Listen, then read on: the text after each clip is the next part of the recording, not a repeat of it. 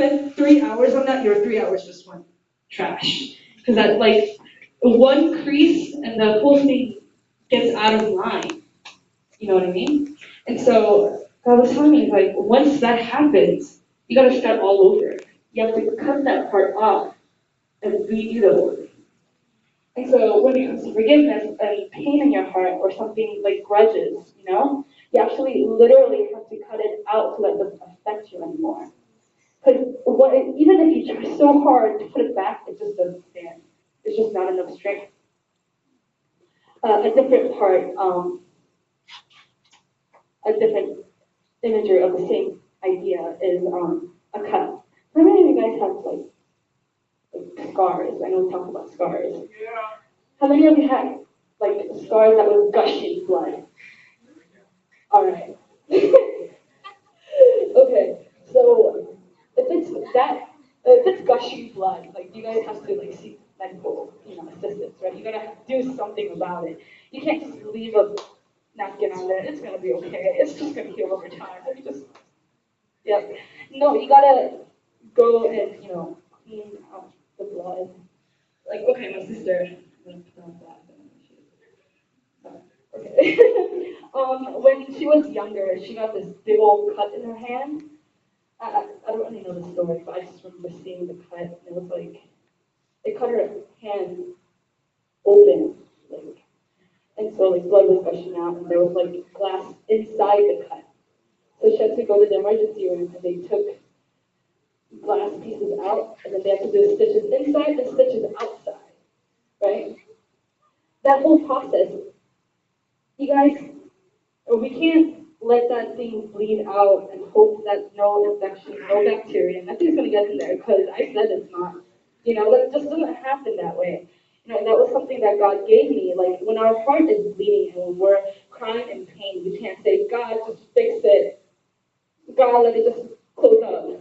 Because you don't know what's already seeped into there.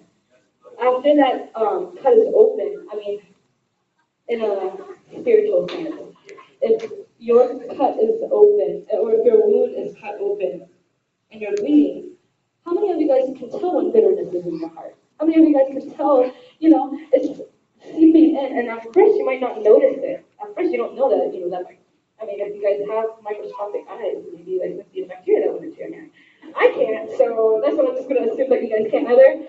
And so if that cut is inside your hand and if the bacteria went inside your cut in your hand, you won't know until it starts actually showing symptoms of infection.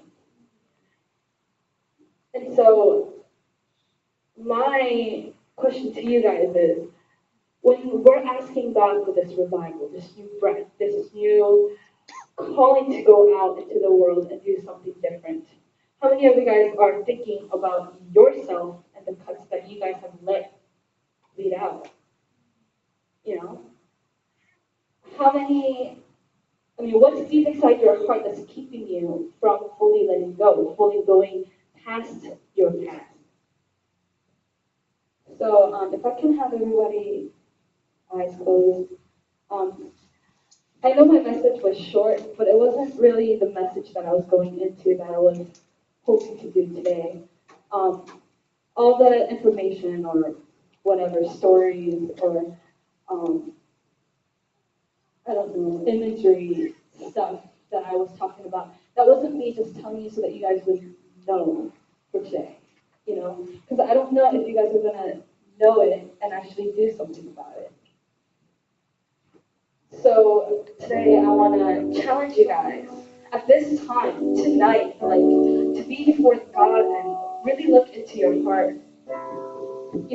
Think about the little things that you don't think about. Think about the little things that you haven't forgiven. Because you don't even know how much bitterness could be stored up all together when you put all those cuts together. All those infections, all those things that are crying out for help, yet you covered it with a piece of napkin saying it's going to be okay.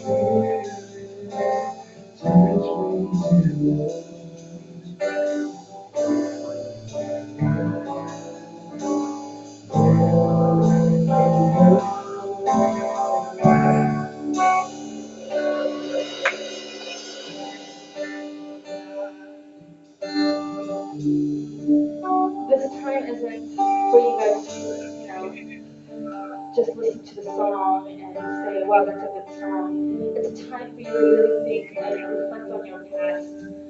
You know, really think about, I mean, don't even think about the person next to you or what you're going to do afterwards. I'm asking you at this moment right now to think about what's holding you back and keep going forward. We're believing that God's going to do something great, within us, not even just the church, but us as individuals, as children of God. And at this moment, like, I've noticed in the past, the things that I haven't let go, the past that I refuse to forgive was holding me back from what God can do in my life. I let the lies of the enemy speak to me as if it's the truth, and I looked at it as if it was the truth. And like that's just like a couple things that I found out. Just a couple things that I noticed that God showed me that I've been holding on to. That means I have so much more that God's going to reveal to me for me to let go and go.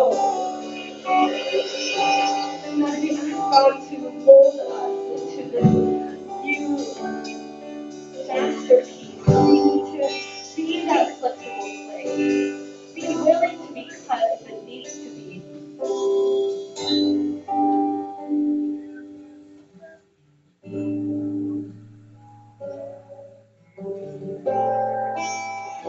So while we sing this song, pray to God, speak to Him, let Him speak to you. Let Him tell you about what's in your heart.